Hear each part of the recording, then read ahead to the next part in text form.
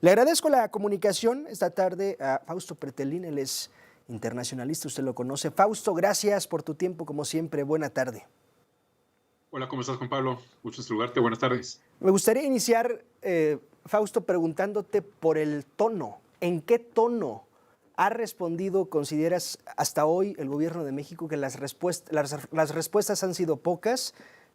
La carta de Sheinbaum, el video que publicó el día de hoy, los tweets de Ebrard, que en los tweets de Ebrard he encontrado yo un poco de firmeza y de dureza y quizás hasta de un señalamiento hacia el gobierno de Estados Unidos. En fin, ¿cómo ves el tono con el que ha contestado México? Mira, una cosa es el tono, lo que ha sucedido en las últimas horas, y otra cosa lo que va a presentar el día de mañana. Claro. Creo que el tono y el ornamento de las palabras, de alguna manera, pues tratan de equilibrar el enojo o de alguna manera esa, no sorpresiva, pero sí esa visión que tiene Donald Trump sobre los dos aliados, supuestamente aliados, como es Canadá y México, y que de alguna manera México lo aborda particularmente desde el punto de vista de la soberanía, lo aborda de la negación sobre las acusaciones muy duras, muy críticas respecto a los vínculos que podría tener el gobierno. Yo entiendo más el gobierno anterior de López Obrador que el actual con el crimen organizado, lo cual, bueno, es un señalamiento que difícilmente puedes encontrar una analogía, algo similar que haya venido Sí. desde el presidente de Estados Unidos de manera pública. Entonces, creo que estas respuestas que tú has mencionado habla mucho sobre la respuesta hacia la grada, si se permite la expresión, es decir, sobre una respuesta hacia la población enérgica, de enojo respecto a estas primeras Sí. decisiones que ha tomado Donald Trump sobre los aranceles. Que es probable que el tono con el que se ha dado respuesta hasta el día de hoy contraste con las medidas que mañana puedan anunciarse, ¿o no? Sí, así es, Juan Pablo, puede ser. Yo digo que si se hace un análisis racional y se deja a un lado un poco el término de la soberanía y el patriotismo, o el patrioterismo, como se quiera decir de manera peyorativa, porque a veces no ayuda mucho, creo que hay que tomar las decisiones como la propia presidenta dijo en su momento, con la cabeza fría, ¿no? Canadá, de alguna manera hay que tomar en cuenta, Juan Pablo, que el primer ministro Trudeau está de salida, está debilitado y sobre todo tenía que mostrar una cara muy fuerte para de alguna manera tratar de salvar las elecciones que son en este año, legislativas en su país. Hay que recordar que durante este mes está cerrado el Parlamento. Él pidió al rey de Inglaterra que no abriera la sesión debido a que va a tener que encontrar un Sí. sustituto o sustituta, ¿no? Entonces, yo siempre me refiero de que, bueno, Canadá ya respondió, México yo diría y esperaría que no respondiera con medidas espejo iguales, 25% de aranceles, porque profundizaría más la posible crisis económica. ¿Ok? Porque esto quizás molestaría a Donald Trump y la contrarrespuesta pudiera ser peor, o ¿por dónde lo piensas, Fausto?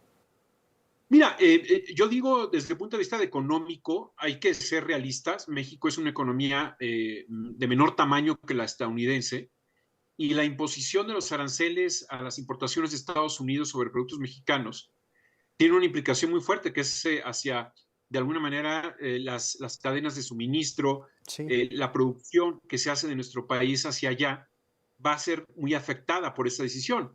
Pero si la presidenta de México también impusiera un 25% de los aranceles, pues estaremos pensando que muchos de los productos que encontramos generalmente en los supers, en las tiendas, van a tener un incremento en el precio que al final del día tú y yo y los que nos están escuchando o viendo son los que vamos a cargar con ese pago, ¿no? Sí. A corto plazo quizás no, porque por el uso de los inventarios, Sí, pero a un claro. mediano plazo ya no se puede absorber. Estoy platicando con Fausto Pretelín. Eso en nuestro país, las consecuencias que quizás paguemos con nuestro propio bolsillo, Fausto, pero ¿qué tan sostenible pueden ser los aranceles para Trump a largo plazo, hablando de que para ellos también habría una afectación? Es decir, hay una afectación para ambos lados de la frontera. Sin lugar a dudas, y más allá de que el gobierno de México haga esa aclaración y de alguna manera le demuestre, como ya se lo ha demostrado, la ineficiencia de tomar este tipo de decisiones, sobre todo por las cargas impositivas que a final de cuentas terminan pagando los consumidores. Creo que internamente ya estamos viendo algunas reacciones en Estados Unidos, críticas, no solamente de los demócratas, sino también de alguna forma algunos productores, algunos granjeros, que de alguna forma también ellos van a tener que Sí. pagar los platos rotos que está dando Donald Trump. Entonces, irracionalmente, Donald Trump toma la decisión porque quiere mostrar esa fortaleza y quiere de alguna manera enviar el mensaje a los que votaron por él. Sin Sí. embargo, la economía estadounidense va a tener muchos problemas y va a sufrir mucho desde el punto de vista de la inflación, por supuesto.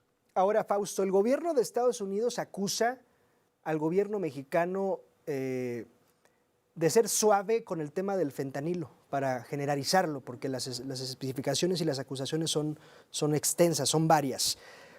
Y el gobierno de México, este y el anterior gobierno, ha tenido una especie de rechazo cuando se habla del tema del fentanilo. Dicen que en México no se produce fentanilo, que acá no se consume, en fin, hay un rechazo cuando se habla de fentanilo. ¿Cómo negociar cuando un gobierno te acusa de un tema y tú no lo asumes? Es decir, no puedes llegar a la mesa a negociar cuando tú no asumes que el problema está de este lado y quizás no está, o quizás sí, porque el gobierno mexicano dice, a ver, ¿qué hay de las armerías? ¿Qué hay del problema de salud pública que tienes tú en Estados Unidos? En fin, ¿cómo negociar cuando no se asume un problema porque no está acá o porque sí está? No lo podemos definir nosotros. Mira, Juan Pablo, yo diría que primero, y sin hacer ninguna conjetura, hay que llegar a la realidad. Y la realidad es que México, en los últimos 3 sexenios, aquí no es de partido político, sino de los Sí. últimos 18 años, el Estado ha ido perdiendo control del territorio. Se habla de un 30%, de un 40%, esa es la realidad. Otra cosa es el tema del fentanilo, que también de alguna manera, desde el gobierno pasado, parecía que era una papa caliente y no le entraba al tema. Creo que la presidenta Sheinbaum le ha entrado paulatinamente al tema. Se ha visto, sí, algunos cambios significativos respecto al sexenio pasado. Y en eso creo que eso es lo que debería de comprometerse el gobierno de México con Estados Unidos. La palabra clave es cooperación, cooperación de ida y de vuelta, de ida desde el punto de vista de evitar que lleguen Sí. estos productos que ayudan a hacer el fentanilo y de vuelta en el sentido de las armas allá en Estados Unidos. ¿La ventanilla es la que dice Donald Trump o habrá otra vía? Rubio, quizás los republicanos que están de pronto incluso en contra de algunas medidas de Trump. ¿Cuál será la vía? ¿O será solo una y se llama Donald Trump? Mira, esa es interesante la pregunta. Yo te diría dos cosas. Primero, venimos de 6 años de una política exterior dogmática y no de Estado, es decir, sí se erosionó la capacidad diplomática del país por un desdén del propio presidente López Obrador. Y eso lo digo porque resulta claro que no vemos a un grupo diplomático compacto, sumando también a Marcelo Ebrard desde el punto de vista de la Secretaría de Economía, para que de alguna manera tengan elementos de negociación y ahí sí entrarle una ventanilla. Entendemos que la ventanilla en el primer gobierno del presidente Donald Trump fue Kushner Videgaray. Kushner ya no está hablándole a Donald Trump al oído como lo hizo en su momento, y ahora parece ser que su hijo, Donald Trump Jr., tiene mucho poder.